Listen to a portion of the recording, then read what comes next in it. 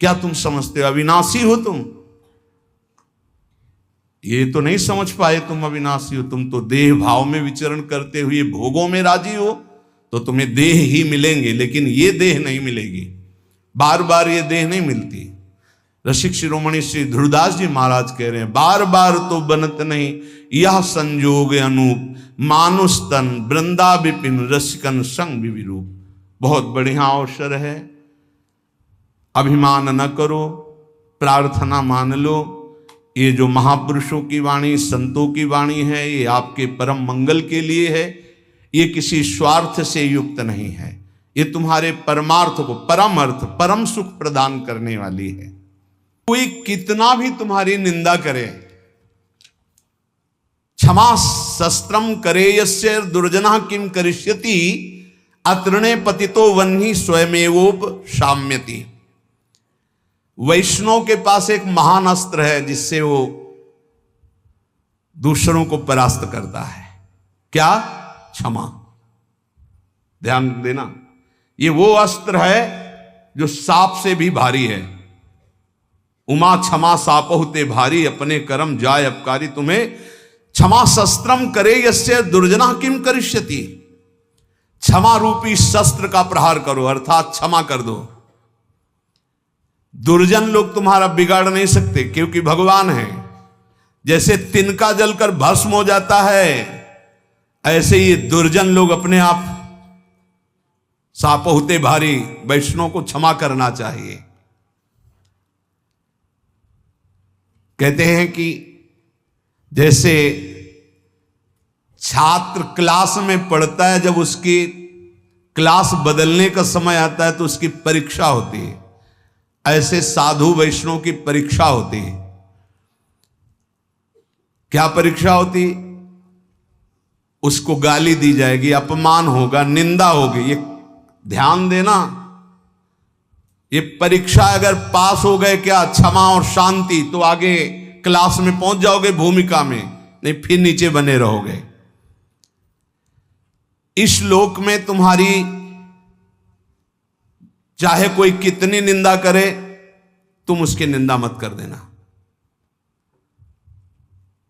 निंदा को सहन करना। निंदा दो प्रकार की होती है, एक अपवाद और एक प्रवाद। महाप्रभु चैतन्य देव कह, अगर बुरा काम तुमने किया और फिर उसकी निंदा हो रही है तो ठीक हो रही है, तुम्हें बचना चाहिए, उसमें भी तुम्हें नाराज होने की जरूरत नहीं। और अगर तुमने बुरा काम नहीं किया और तुम्हारी निंदा हो रही तो बहुत ठीक हो रहा है। तुम्हारा भारी प्रारब्ध जो शरीर में दंड मिलने वाला था, वो निंदा के द्वारा काटा जा रहा है। भगवान की विशेष कृपा है।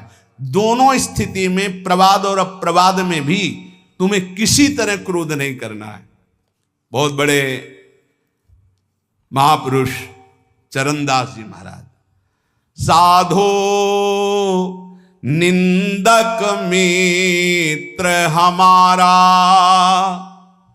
निंदक को निकटे ही राखो, हो न देऊ न्यारा, साधो निंदक मित्र हमारा।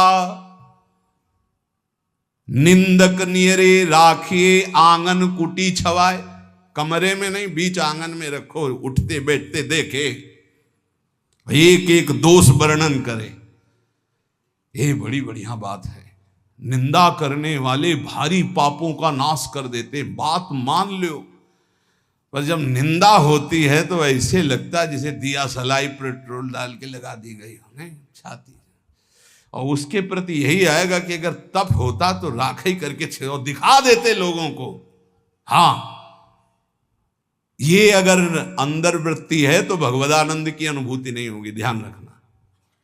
सहना पड़े अपवाद और प्रवाद। अपवाद, यदि गलती हुई है, उसकी निंदा हो रही तब तो ठीक ही हो रही, उसमें क्या बोलना है। और अगर गलती नहीं हुई, निंदा हो रही, तो बहुत ठीक हो रहा, तुम्हारे प्रारब्ध का नाश हो रहा, पूर्व प्राप्त जो शरीर को दंड मिलता और निंदा दे के भुगता दिया गया। कह रहे निंदक को निकट ही रखो, बढ़िया सुविधा दे के रख सकते हो। प्रशंसा वाले को रखा जाता है नजदीक, खड़े हो माइक में। तो आप लोगों के बीच में हम ये बड़े गर्व से कहते हैं कि पूज्य महाराज जी का सानिध्य हमारा परिवर्तन कर दिया, और हम ठीक है, और वही माइक से बोलने लगे, बड़ा दुर्भाग्य इनका संग मिला। दृष्टि लो बदल जाए तो कह दे ला, बड़े बड़ों की बात होती है, छोटों की नहीं। निंदा में अच्छे अच्छों की दृष्टि बदल जाती है, रौद्र दृष्टि हो जाती है। जो निंदा होने पर शांत रहे वो स्थिति प्रज्ञ महात्मा होता है। पूज्य बात उड़िया बाबा जी महाराज, जैसे कोई विदेशी भाषा में हमको गाली दे, हमें पता ही नहीं क्या बोल रहा है, मुस्कुरा के चल देंगे। जब हमारी भाषा में हमको गाली दे और हम ऐसे मुस्कुरा के चल दे, बिल्कुल बुरा ना लगे, तो समझो स्थिति आई है। पाछे निंदा करियग धोवे, सुनि मन मिटे विकारा। जैसे सोना तापी अगिन में, निर्मल करे सुनारा। साधो निंदक मित्र हमारा। ये निंदक लोग कितने कृपालु हैं। ये पीछे से निंदा करते हैं और क्या करते हैं, समस्त विकारों को उसके मिटाकर ऊपर उठा देते हैं। पक्का निंदा सह गए तो भूमिका बदल जाएगी। बहुत कठिन है निंदा सहना, बहुत कठिन है। निंदा सह गया तो द्वंद्व सहने की ताकत आ जाएगी। स्तुति बहुत अच्छी लगती, नहीं लगती? बगल से निकल के कोई भी ये कह रहा कि बड़े भाग्य हैं इसे महात्मा के दर्शन, और कान में पड़े तो ऐसा लगता है बर्फ की सिल्ली रख गए, नहीं? और जब कोई न कोई प्रणाम न कोई नमस्कार और कटु वचन बोले, फिर उसके हमारा नम्र भाव, ये हमारी वैष्णवता, ये साधुता है। क्या करते, जैसे अग्नि में तपाकर सोना शुद्ध होता है, ऐसे निंदा करके ये लोग हमारे पापों का नाश करके हमें ऊंची स्थिति प्रदान करते। तो कौन बड़ा हुआ, जो हमें स्तुति करके नीचे गिरा दे या जो निंदा करके ऊपर उठा दे? जो ऊपर उठा दे। तो निंदक मित्र हमारा। बोले घन अहरन कसी हीरा निबटे, कीमत लक्ष्य हजारा। कांच और हीरा की पहचान कैसे होती? एक घन में पहचान होती है। घन लोहे का एक हथौड़ा जैसा होता है, और उसको ऐसे रख के पक्की जगह पे, लोहे पे, और ऊपर से घन मारो। अगर नकली हीरा है तो छार छार हो जाएगा, और असली हीरा है तो कुछ फर्क नहीं पड़ेगा। तो बोले असली संत में जहां गाली गलौज निंदा अपमान करो कोई फर्क नहीं पड़ा, और अगर टूट गया तो नकली हीरा था, असली हीरा नहीं। घन अहरन कसी हीरा निपटे, तो कीमत लक्ष्य हजारा। ऐसे जाचत दुष्ट संत को, करन जगत उजियारा। साधो निंदक मित्र हमारा। ये भगवान से मिलाने वाले बनते, निंदा करने वाले। ये दुष्ट जन जो निंदा करते हैं, ये हमें भगवत प्राप्ति कराते हैं। इनके चरणों में कोटि कोटि प्रणाम। ये संसार में फंसने नहीं देते, छोटी सी छोटी गलती सामने रख करके हमको भगवान से मिला देते हैं, हमारे पापों का नाश कर देते हैं, हमारी बाधाओं का नाश कर देते हैं। जोग यज्ञ जप पाप कटन ही तू करे, सकल संसारा। और बिन करनी मम करम कठिन, सब मेटे निंदक प्यारा। कितनी बढ़िया बात।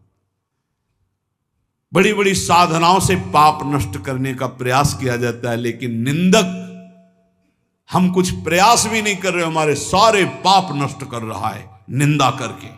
कितना प्यारा मित्र है।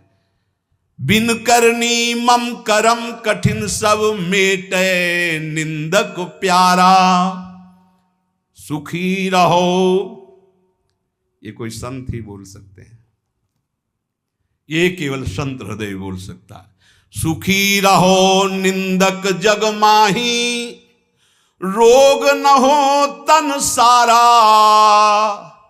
हमारी निंदा करने वाला, उतरे भव निधि पारा। ये कोई महात्मा ही बोल सकता है, दूसरे की ताकत ही नहीं। कह रहे हैं निंदक सुखी रहो, इस लोक में तुम्हारे शरीर में कोई रोग ना हो, और मेरी निंदा करने वाला परलोक में भगवान को प्राप्त हो, ये मेरा आशीर्वाद है। क्या संत है, क्या इनका हृदय कौन जान सकता है। सुखी रहो निंदक जग माही, रोग न हो तन सारा, हमारी निंदा करने वाला उतरे भव निधि पारा, साधो निंदक मित्र हमारा।